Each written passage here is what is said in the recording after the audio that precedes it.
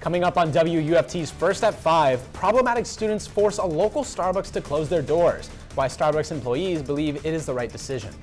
And Alachua County school leaders set to address academic plans for struggling elementary school. We're live with what they could decide tonight. And better protection for the former president. The question's now turning to the Secret Service agents after the second apparent assassination attempt on former President Donald Trump. First at 5 starts right now. First at 5. From the University of Florida's College of Journalism and Communications, you're watching WUFT News. A popular coffee chain closing down for part of the day due to daily conflicts with Gainesville high school students. This is WUFT's First at 5. I'm Juan Chaoui. And I'm Roches. The fights have gotten so bad it forced the 13th Street Starbucks to take action. WUFT's Sofia Mendez is live in the studio. Sofia, the closing happens around the same time Gainesville High's final bell rings. Starbucks employees tell me the closings have been happening daily for the last month. They say once that dismissal bell rings, students head there and start fighting and causing chaos, disturbing the property, employees, and the customers. Schedule changes at the 13th Street Starbucks began after an incident on August 27th. 4 students were hospitalized after being involved in a fight. According to a GPD report, teens were fighting and at least one person was punched and one was pepper sprayed. 911 calls detailed just how many students may have been involved. The Starbucks on 13th and 16th, you have a large group of high school kids in a fight. Oh, actually, there's a police officer here now. The chain's outdoor patio area is now closed every Monday through Friday afternoon from 2:30 to 4 p.m. The closing time lines up with dismissal at GHS. School gets out at 2:42. However, the drive-thru remains open during that time. GHS is a 5-minute walk from Starbucks, making it easily accessible after school. Starbucks released a statement saying, when considering how best to create a warm, welcoming environment, Starbucks strives to be responsive to the local community. Decisions about our standard operations at each store are led by operators who knows the neighborhoods we are serving best. When talking to student customers at Starbucks today, they were unaware of the situation. We reached out to Alachua County Public Schools about this issue. They weren't even aware until we called them. We were told they won't comment until they confirm with the chain and GPD. Live in the studio, Sofia Mendez, WUFT News. We're learning more about the suspect tied to the second apparent assassination attempt on former President Donald Trump. Officials say Ryan Rolfe hid in bushes for up to 12 hours, putting the Secret Service in the spotlight once again. Today, the former president greeted the deputies who arrested the suspect. Authorities were asked if Secret Service agents had been going around the perimeter of the golf course and scoping it out in the 12-hour span before the incident. The Secret Service said that because this was being treated as an off-the-record event for former president, that kind of activity was not going on. We need to get out of a reactive model and get to a readiness model. Earlier today, Governor Ron DeSantis signed an executive order that includes the statewide prosecutor overseeing the investigation.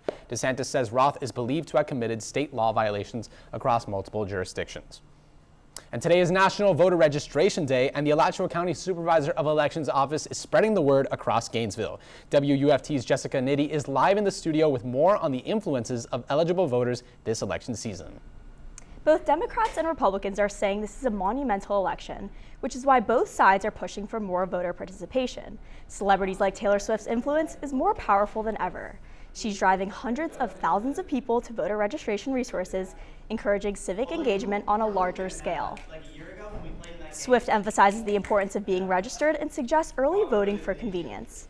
In the 3 hours after Swift shared the link, voter activity on the site spiked by 589% compared to the previous week. Over the next 24 hours, about 400,000 people clicked on her link, making up more than half of the 700,000 plus voters that visited vote.gov. However, not everyone is convinced that following a celebrity's lead is the best approach to voting.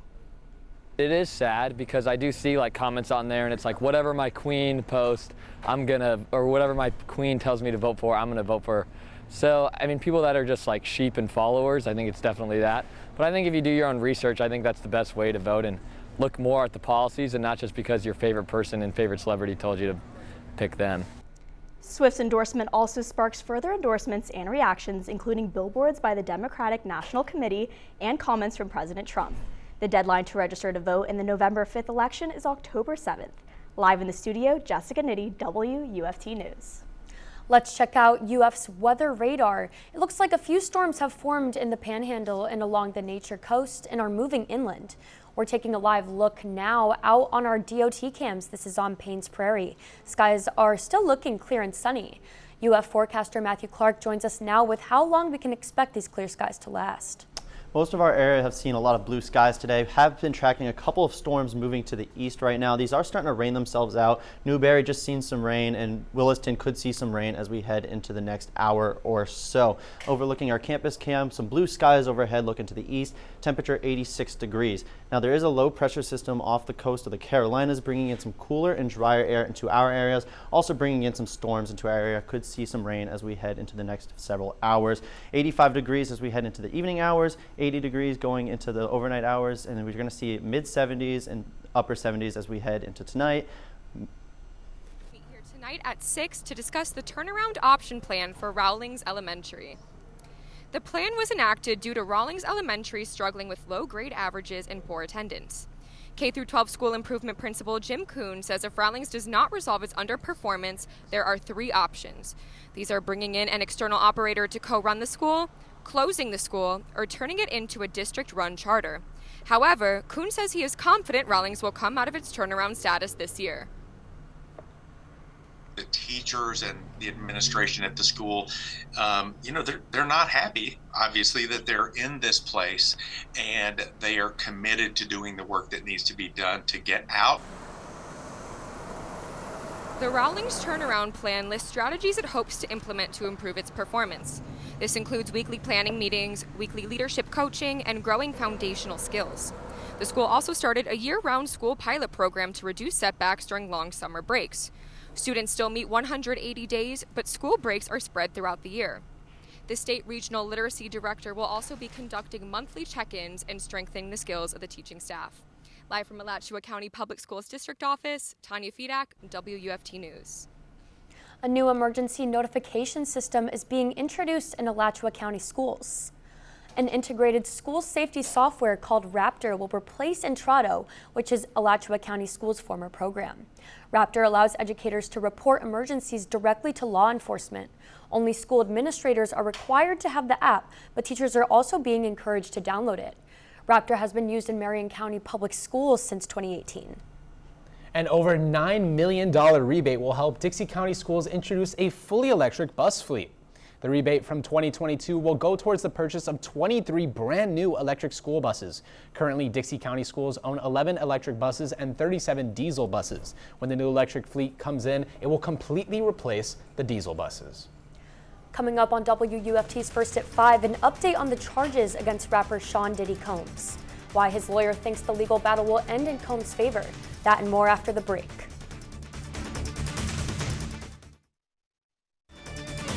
You're watching WUFT-TV News.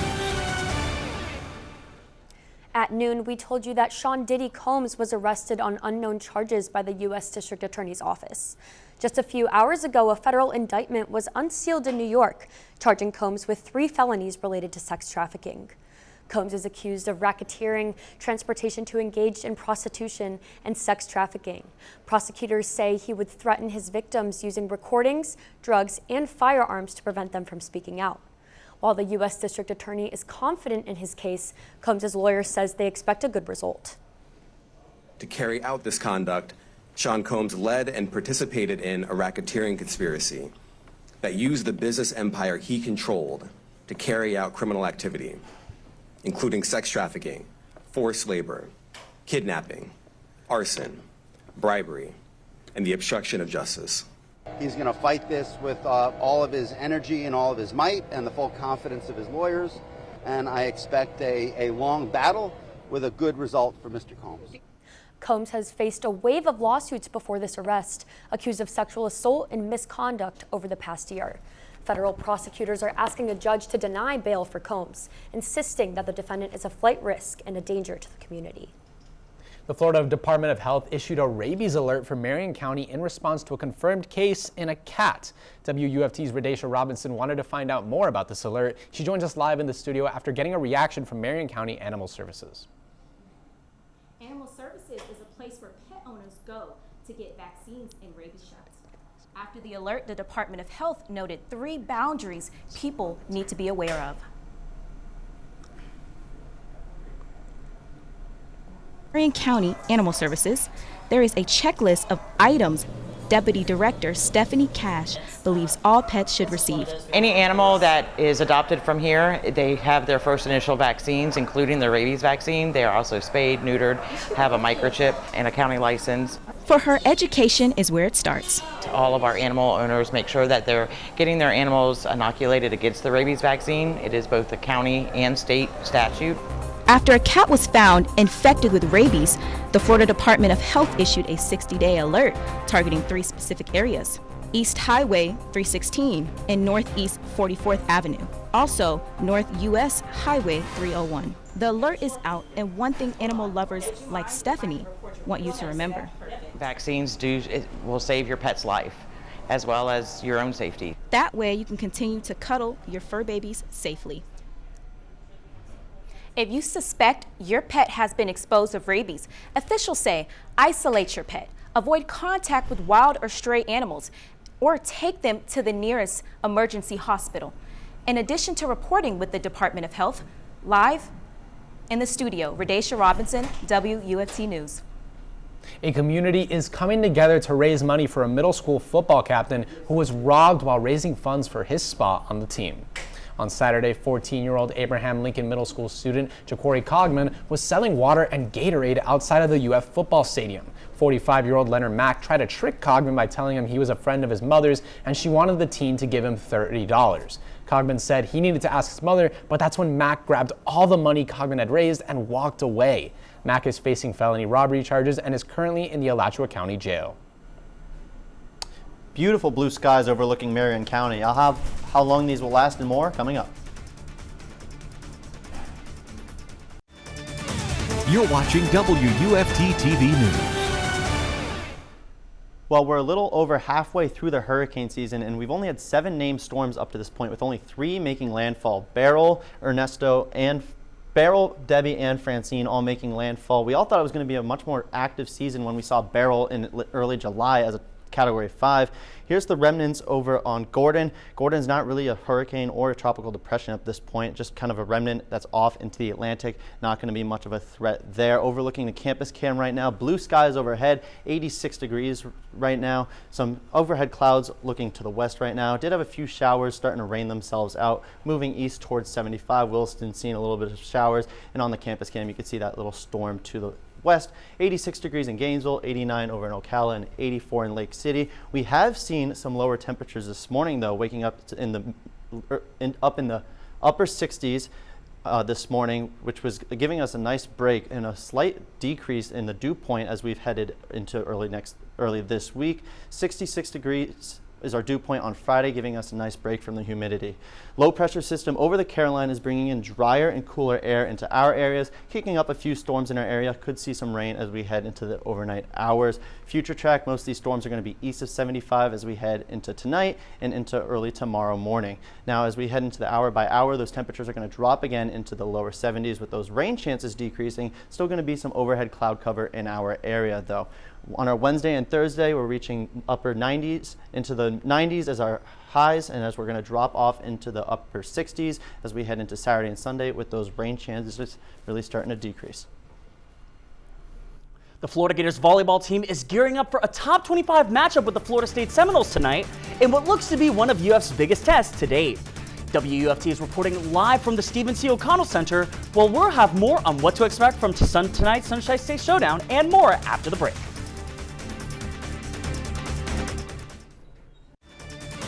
You're watching WUFT-TV News. I'm Jack Meyer here with everything you need to know about what's going on in the wide world of sports today. We're starting off right here in the heart of Gainesville as the Florida Gators volleyball team is set to host the Florida State Seminoles tonight in the Stephen C. O'Connell Center.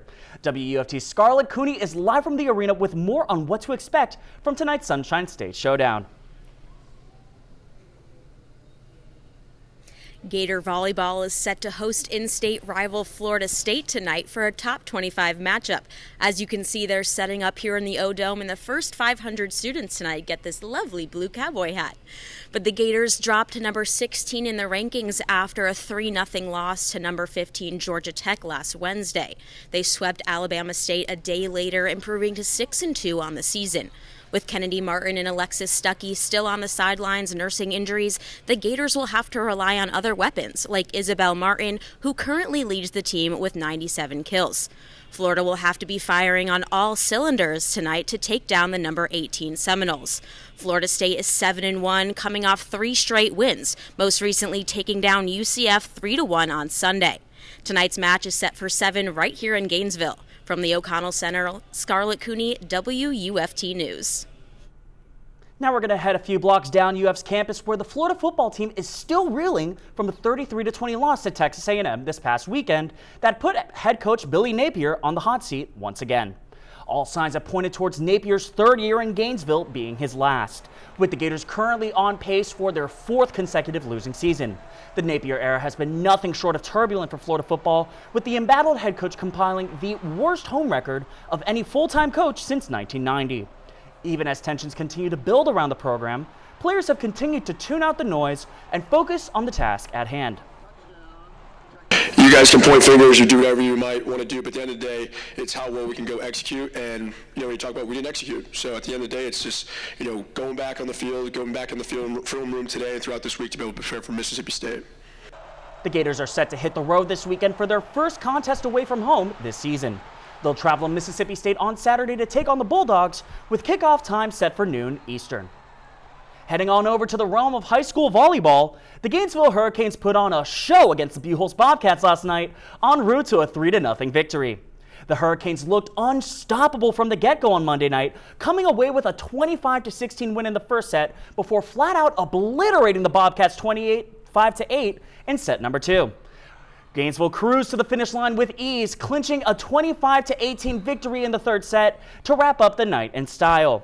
Gainesville now improves to 11-7 on the season, while Buchholz falls to 8-8. Tonight is also set to be chock full of high school volleyball action, as up first, the Oak Hall Eagles will travel north to Columbia County to take on the Tigers at 6 p.m. Later in the evening, the Brantford Buccaneers will play host to the Dixie County Bears, with first point there set for 6:30 p.m. And finally, the Santa Fe Raiders will take on the PK Yonge Blue Wave to wrap up the evening. That match is set to start at 7 p.m. And finally, the Miami Dolphins announced that this afternoon, quarterback Tua Tagovailoa will go on injured reserve after suffering a head injury against the Buffalo Bills last week. Tagovailoa, who has now already sustained 3 concussions in his 5-year NFL career, will now miss at least 4 games as a result of the injury. At this point, just with Tua's injury history, the calls for him to retire, all the questions around him, I just hope the guy's okay above all else. Yeah, no, at the end of the day, as a Dolphins fan myself, all we can do is just hope he makes a speedy recovery. Absolutely. Yeah, and I'm hoping for some great weather this weekend. Again, Matthew, what is it going to look like? Yeah, so as we head into the early parts of this week, our highest temperatures are going to be on Wednesday and Thursday, along with our highest percentage chances of rain. As we end into Friday, we do see a slight front cooling us down on Saturday and Sunday, reaching just into the upper 80s, with those rain chances also being as the low percentages as well. Thanks for joining us. We're back here tomorrow for another edition of First at 5. But your North Central Florida news is always on at WUFT.org and on all our social media platforms. Have a good night.